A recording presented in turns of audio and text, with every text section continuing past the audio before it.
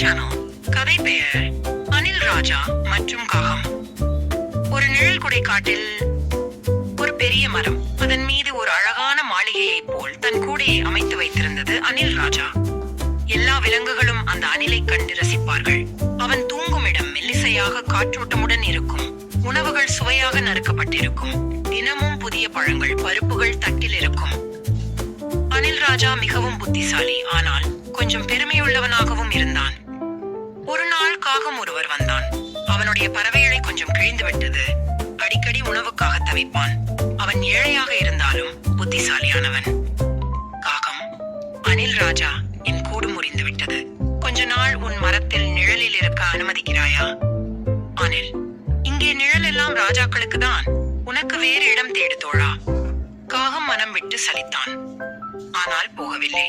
சில நாட்கள் அந்த மரத்தின் அருகேதான் இருந்தான். அவன் வலையிலிருந்து பழங்களை எடுத்து சின்ன சின்ன உணவுகளை சாப்பிட்டான்.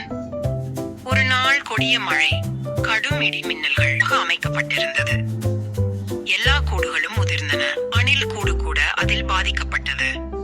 அணில் குளிரில் நடுங்கி மரத்தின் ஓரத்தில் இருக்க ஒரே ஓரிடத்தில் பாதுகாப்பாக இருந்தது காகம் கூடு. அதுதான் சிறியதாக இருந்தாலும் சுறுசுறுப்பா, உள்ளே நனைவில்லாமல் காற்றோட்டமாகவும் இருந்தது.